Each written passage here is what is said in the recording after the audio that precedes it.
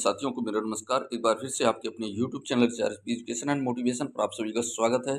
साथियों, डीबीटी में जो साथियों को समस्या आ रही हैं, इस वीडियो को ज़रूर देख लें ताकि सभी समस्याओं का समाधान आपको इस वीडियो के माध्यम से मिल सके। डीबीटी में रखें इन 14 बातों का ध्यान। डीबीटी कार में आ रही समस्याओं के समाधान करने का तरीका, ये ट्रिक्स अपना लेंगे तो आपको कहीं भी पूछने की आवश्यकता नहीं होगी। अगर प्रेरणा डीबीटी में कोई प्रॉब्लम है तो इस वीडियो को जरूर देखें साथियों।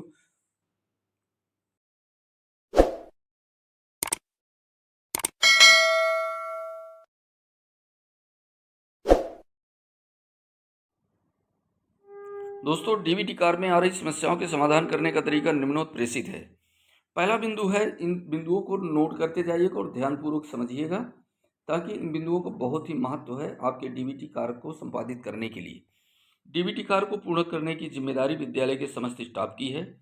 यदि किसी अध्यापक के मोबाइल नंबर से लॉगिन करने पर लॉगिन ऑथेंटिकेशन फेल्ड बता रहा है तो निर्धारित प्रारूप पर अपने बीईओ को तथा मिशन प्रेरणा ग्रुप पर व प्रेरणा हेल्प@gmail.com पर अपनी समस्या को भेजें। तीसरा बिंदु, प्रेरणा पोर्टल पर बच्चों का पंजीकरण करने पर भी बच्चे डीबीटी ऐप पर नहीं आ रहे हैं। इसका कारण यह हो सकता है कि वह बच्चे कहीं और पंजीकृत हैं अथवा उन बच्चों को आप गत वर्ष डिलीट कर चुके हैं तथा वर्तमान वर्ष में उनका पुनः पंजीकरण कर रहे हैं। ये स्थिति है, अथवा ये डुप्लीकेट बच्चे हैं जिनको आप प्रेरणा पोर्टल पर चेक कर सकते हैं। गत वर्ष के बच्चे जिनको आप डिलीट कर चुके हैं पुनः वापस चाहते हैं तो प्रेरणा पोर्टल पर जाकर रोल बैक विकल्प में उन बच्चों को वापस ले लें। जो आपका प्रेरणा पोर्टल है वहां जाकर के रोल बैक का ऑप्शन है, उससे जाकर के आप अपने बच्चों को वापस ले लें। विकल्प में उन बच्चों को वापस ले लें। यदि कोई बच्चा किसी अन्य विद्यालय में अध्ययनरत था, आप उसका अपने विद्यालय में पुनः पंजीकरण कर रहे हैं तो भी यह बच्चा आपकी डीबीटी ऐप में प्रदर्शित नहीं हो सकता। ऐसे बच्चों को आप उनके पूर्व के स्कूल से प्रेरणा पोर्टल के माध्यम से स्कूल ट्रांसफर करा लें। चौथा बिंदु, यदि ऐप को अपडेट करने के बाद भी बच्चों की संख्या कम दिखाई दे रही है या कोई भी डाटा प्रदर्शित नहीं हो रहा है तो डीबीटी ऐप पर लॉगिन के बाद रिफ्रेश ऑल डाटा करें अथवा डीबीटी के होम पेज पर भी 3 डॉट मेनू में जाकर अपडेट स्टूडेंट डिटेल पर क्लिक करें अथवा किए हुए कार्य का डाटा सिंक कर क्लियर प्रोफाइल करें। तत्पश्चात पुनः लॉगिन करें, छात्र संख्या अपडेट हो जाएगी।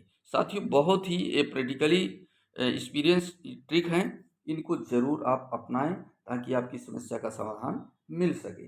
पांचवा बिंदु है, छात्र का आधार प्रमाणीकरण किए बिना डाटा प्रगति रिपोर्ट में नहीं जाता है। भले ही मात्र छात्र के अभिभावक का आधार प्रमाणित है, ऐसे बच्चों का आधार बनवाकर आधार प्रमाणित करना सुनिश्चित करें।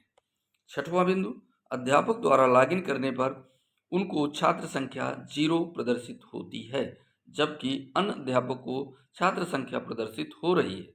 इसका यह कारण हो सकता है कि जिस अध्यापक को छात्र संख्या 0 प्रदर्शित हो रही है उसको कक्षा आवंटन नहीं किया गया।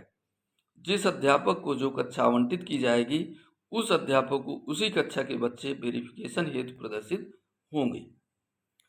सातवां पॉइंट, अभिभावक के रूप में माता पिता अथवा पिता का ही आधार प्रमाणीकरण किया जाना है। यदि पूर्व में माता अथवा पिता का आधार प्रमाणीकरण किया गया है एवं उनमें से जिसका आधार प्रमाणीकरण किया गया है उसकी मृत्यु हो गई है, तब ऐसी स्थिति में ग्राम प्रधान अथवा सभासद से इस आशय का प्रमाण पत्र लेकर माता पिता में से जो अभिभावक जीवित हैं उनका आधार प्रमाणीकरण करें। यदि माता पिता दोनों की मृत्यु हो गई है अथवा अन्य किसी अपवाद की स्थिति में ग्राम प्रधान अथवा सभासद से प्रमाण पत्र लेते हुए परिवार के किसी अन्य सदस्य का आधार प्रमाणीकरण किए जाने हेतु प्रार्थना पत्र बीएसए महोदय को प्रेषित करें।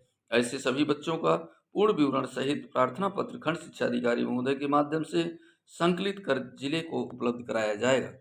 आठवां बिंदु, यदि एसआर पंजिका छात्र प्रवेश पंजिका रजिस्टर पर लिखी जन्मतिथि व आधार की जन्मतिथि में अंतर है तो आधार पर लिखी जन्मतिथि से ही आधार प्रमाणीकरण किया जाएगा। एसआर में कोई छेड़छाड़ नहीं की जाएगी। ऐसे बच्चों का विवरण एक अलग पंजिका में दर्ज किया जाएगा। उनकी दोनों प्रकार की जन्म तिथि का विवरण दर्ज करते हुए अभिभावक से हस्ताक्षर लिया जाएगा। उक्त अभिलेख को विद्यालय में सुरक्षित रखा जाएगा। 9वां बिंदु, जिन बच्चों का आधार नहीं बना है उन बच्चों का आधार बनवाने के लिए अपने खंड शिक्षा अधिकारी महोदय से संपर्क करें। 10वां बिंदु, अभिभावक अपने बच्चों का आधार पंजीकरण संशोधन आधार सेवा केंद्र, बैंकों अथवा डाकघर के माध्यम से भी करा सकते हैं।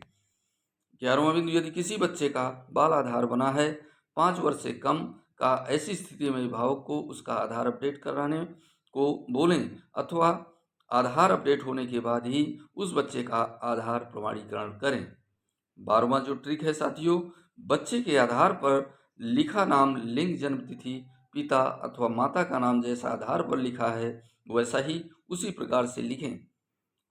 आधार पर लिखी सारी डिटेल उसी प्रकार से भरने पर भी यदि आधार प्रमाणीकरण नहीं होता है तो दूसरा प्रयास करने से पहले अभिभावक से पता कर लें कि कहीं ऐसा तो नहीं है कि अभिभावक ने बच्चे का आधार ही संशोधन कराया हो या अपडेट करा दिया हो, लेकिन आपको पुराने आधार की फोटोकॉपी दिया है। ऐसे में अभिभावक से अपडेटेड आधार प्रिंट कराने को बोलें अथवा उसके मोबाइल नंबर की सहायता से आधार की वेबसाइट पर जाकर उसका अपडेटेड डाउनलोड कर लें, फिर इसका आधार प्रमाणीकरण करें। चौथा जो महत्वपूर्ण बिंदु है, प्रेरणा अथवा डीबीटी ऐप पर नामांकित बच्चों का पंजीकरण करते समय यदि कोई बच्चा आउट ऑफ स्कूल है तो हाँ पर क्लिक करते हुए पूछी जाने वाली संबंधित समस्त प्रविष्टियां भरें। तत्पश्चात बच्चे और अभिभावक का आधार प्रमाणीकरण करें। 15वां बिंदु, उपरोक्त समाधानों के अतिरिक्त किसी अन्य समस्या के समाधान हेतु निम्न प्रारूप पर अपनी समस्या मिशन प्रेरणा ग्रुप पर भेजें। समस्त खंड शिक्षा अधिकारी अपनी ब्लॉक स्तर की टेक्निकल टीम के माध्यम से अध्यापकों की समस्याओं का निराकरण करें। निराकरण ब्लॉक स्तर पर उपलब्ध न होने की स्थिति में जिला कार्यालय के माध्यम से व राज्य कार्यालय के माध्यम से समाधान उपलब्ध कराया जाएगा, जिनमें से आपको ये जानकारी देनी है। डीबीटी समस्या हेतु प्रारूप ये रहेगा: जनपद का नाम, ब्लॉक का नाम, विद्यालय का नाम, आपके विद्यालय की UDISE code, UDISE category, DBT समस्या, प्रधान अध्यापक का नाम, मोबाइल नंबर।